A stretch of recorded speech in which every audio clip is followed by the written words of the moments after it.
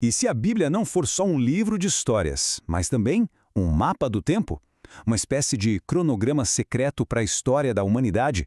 Pois é, hoje a gente vai mergulhar numa teoria bem fascinante que propõe exatamente isso. A ideia é que dá para conectar Gênesis, lá no comecinho, até o Apocalipse numa única linha do tempo de 7.000 anos. Vamos entender como isso funciona? Tudo bem, vamos começar com uma pergunta que é a chave de tudo. A gente sempre ouve falar que a Bíblia é clara. Ninguém sabe o dia ou a hora do retorno de Cristo. Mas, e o ano? Será que essa ausência da palavra ano é só um detalhe? Bom, para essa teoria que estamos analisando, não é um detalhe. É uma brecha. E é por essa brecha que toda essa linha de raciocínio começa. E olha só o versículo em questão, super conhecido, Mateus 24:36. Mas daquele dia e hora ninguém sabe.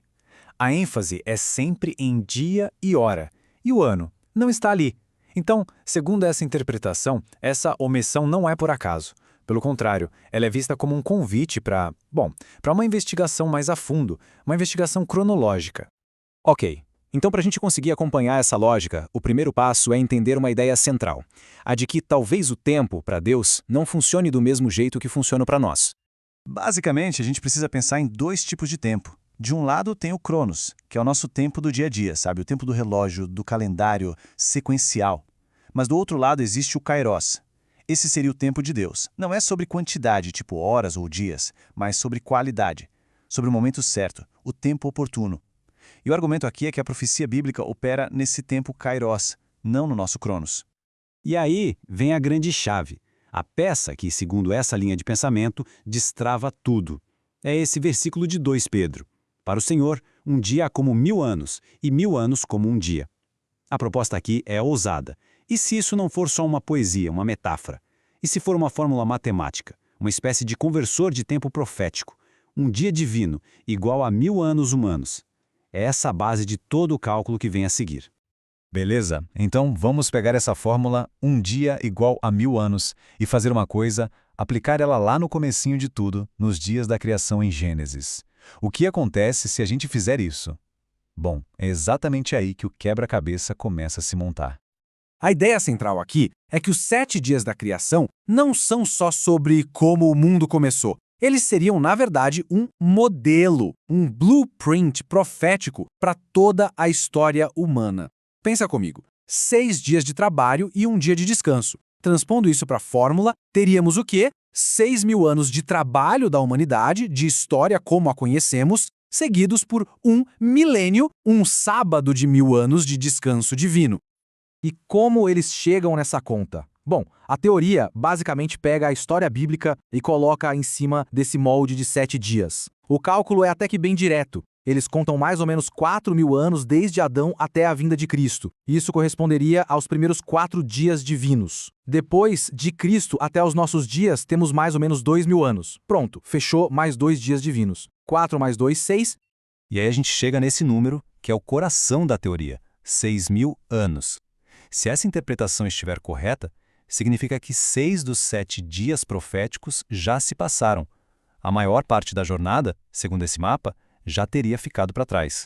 O que isso quer dizer para nós hoje? Bom, segundo essa lógica, a humanidade estaria agora no finalzinho do 6º dia, quase na virada para o 7º dia, o grande sábado de descanso. A implicação é clara, né?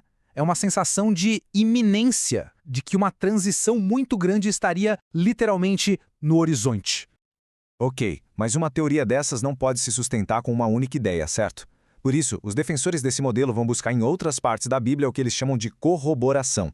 A ideia é que a própria Bíblia se interpreta, que os padrões se repetem. Vamos ver que outras profecias eles usam para apoiar esse mapa de 6.000 anos. Um exemplo clássico é o sonho do rei Nabucodonosor, lá no livro de Daniel, aquela estátua gigante feita de vários metais. A interpretação aqui é que ela é uma linha do tempo dos grandes impérios. Começa com a cabeça de ouro, a Babilônia, e vai descendo Medo-Pérsia, Grécia, Roma, até chegar nos pés uma mistura de ferro e barro que representaria os reinos divididos e frágeis de hoje. E qual é o fim dessa história? Uma pedra que não foi cortada por mãos humanas, atinge os pés, destrói tudo e se torna um reino eterno. Um final que se encaixa perfeitamente, segundo a teoria, com a virada do 6º para o 7º milênio, Outra peça-chave vem também de Daniel, a profecia das 70 semanas. É uma profecia super complexa, mas, em resumo, ela previu com precisão a data da primeira vinda do Messias. O interessante é que, segundo essa linha de pensamento, o relógio profético teria pausado depois de 69 dessas semanas. Ficou faltando uma. A 70ª e última semana, que seria um período de 7 anos, ainda estaria por vir. E ela marcaria justamente os últimos eventos antes do fim desta era. Então, juntando todas essas peças, a criação como um molde, a chave de um dia por 1000 anos, as profecias de Daniel, a gente chega no clímax dessa teoria. Uma proposta de linha do tempo para os eventos finais baseada em toda essa lógica que foi construída. E essa linha do tempo especulativa se desenha mais ou menos assim. Tudo começaria com o arrebatamento da igreja. Esse evento daria o start para aquela última semana de Daniel, que estava faltando, um período de 7 anos conhecido como a Grande Tribulação. E no final desses 7 anos, aconteceria o retorno visível de Cristo, que viria para, enfim, estabelecer o seu reino de 1000 anos na Terra, o tão esperado 7º dia. E esse reino de 1000 anos, o milênio, é o fechamento de todo o ciclo. É o cumprimento final daquele padrão de 7 dias da criação que vimos no início. Seria o grande Shabat da história, o descanso da Terra depois de 6 milênios de conflitos e história humana, inaugurando um período de paz sob um governo divino. Bom, o que a gente acabou de ver é uma interpretação bem detalhada que tenta encontrar um padrão, uma certa lógica, em meio ao mistério do tempo profético. E, independentemente de se concordar ou não com todos os pontos, fica uma reflexão interessante. Essa busca por um cronograma tão específico, por datas e prazos, é algo que fortalece a fé ou que talvez desvie o foco do que seria mais importante? É uma pergunta que nos faz pensar, né? Sobre como cada um de nós enxerga o tempo, o futuro e, claro, o nosso próprio papel dentro dessa grande história.